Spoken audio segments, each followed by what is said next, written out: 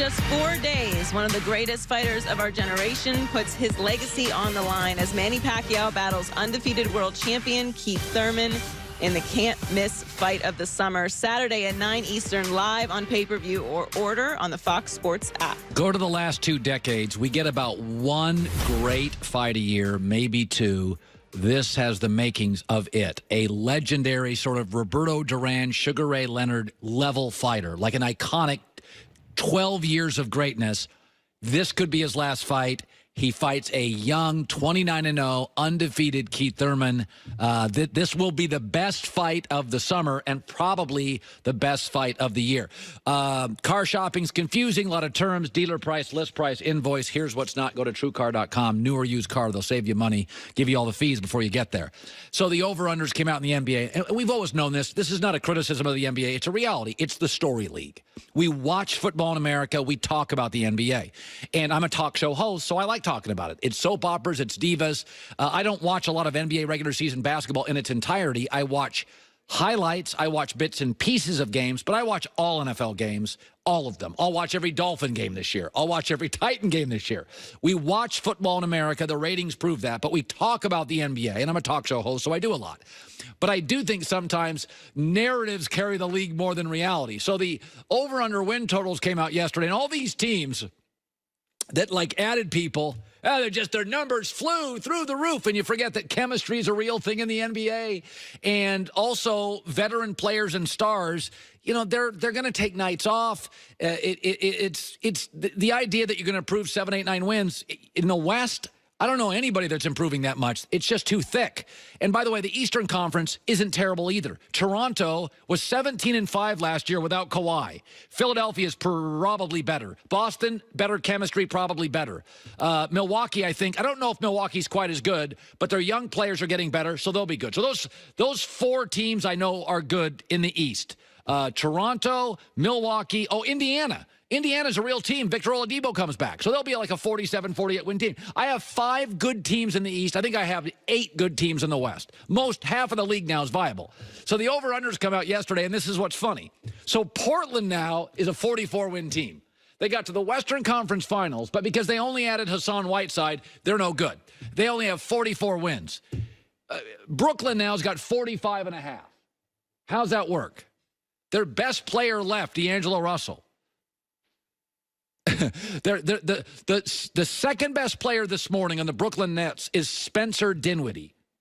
The third best player is Jaron Allen, who's playing in the Summer League. And they're better than Portland. Well, the West, the East, again, the East has 5 good teams at the top. Let's not make this the Mountain West Football Conference against the SEC. The West is better and thicker. But there's some bad teams in the West. I mean, Phoenix is in the West, and Memphis is in the West, and Minnesota and Sacramento are not great teams, and they're in the West. And, you know, I'm looking at all these over-unders. I'm betting the under on all of them. I did the only over I saw, Golden State, which has now been reduced to a 47-win team when they're going to get Klay Thompson back in probably late January. And I'm going to get Clay and Steph and Draymond and Looney and D'Angelo Russell and Steve Kerr and a great GM. And I think they're pretty good. And by the way, Joy and I both believe D'Angelo Russell, he'll work. The level he will work, I don't know. But this idea that he's going to go to Golden State and just be reduced to this pile of basketball rubble. He's 23. He's talented. He's a playmaker. Steph works with everybody.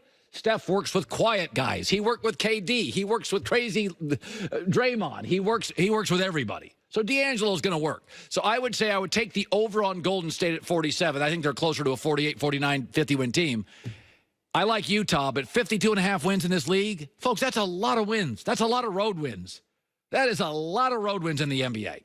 And I think the West is better than ever, so I'm selling everybody. I'm going to go today online and bet the under on everybody except Golden State and Portland. I'll bet the overs. Joy with the news. No. Turn on the news. This is the Herdline News. You know we love an anonymous GM quote. Oh, I do. Yes. Well, Klay Thompson is staying in the Bay. He and the Warriors agreed to a 5-year, $190 million max contract. But apparently some NBA personnel were left wondering if he warranted it. According to our own Rick Bucher, Minority owners with the Warriors floated the idea of seeing if Thompson might give the team a hometown discount, but abandoned it over fear he'd jump to the Clippers or the Lakers. His media shyness and stoic locker room presence also leave a few max salary boxes unchecked. Quote, he's a good player, but he's not a leader, a Western Conference GM says. He just shows up and hoops. I don't see that as a criticism. He's the best number 2 player, arguably, since Scottie Pippen. Like, I don't understand that. I don't understand that. I don't understand how this... Well, first of all, the idea that Klay Thompson would take a hometown discount for the Warriors is truly laughable. No, you're not going to. It's remarkably, astoundingly barren of self-awareness. He's the 3rd best two-way player in the league after Kawhi and Paul George. Which of those banners are you hanging without him? I mean, they're absolutely not. Is he taking a hometown discount? For what? For who? Does everybody have to be... Now, I want my quarterback to have leadership qualities. No question. If you don't have them, I'm not drafting you. But couldn't I make the argument, Joy, that if I have a LeBron, a Magic, a Michael, a Kobe, I kind of like my 2 guy being a little Pippen? I don't want Charles Barkley and Jordan. They would butt heads. You can't have too much of the same thing. So, yes, absolutely.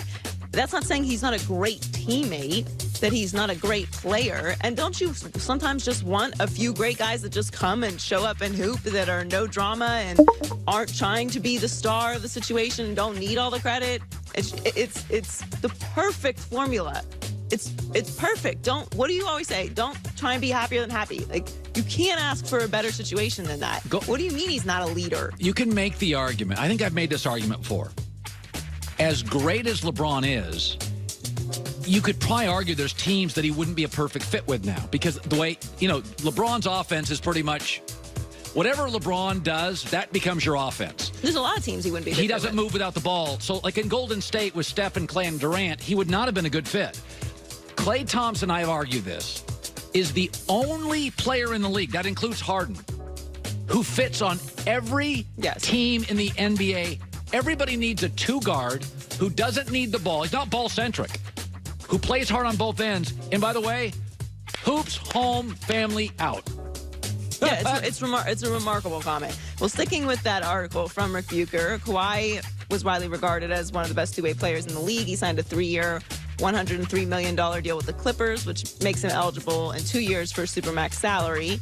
Well, what do anonymous front office execs think about Kawhi? Well, one Western Conference general manager stopped short of describing him as a leader because of his Sphinx-like demeanor and his limited playmaking ability.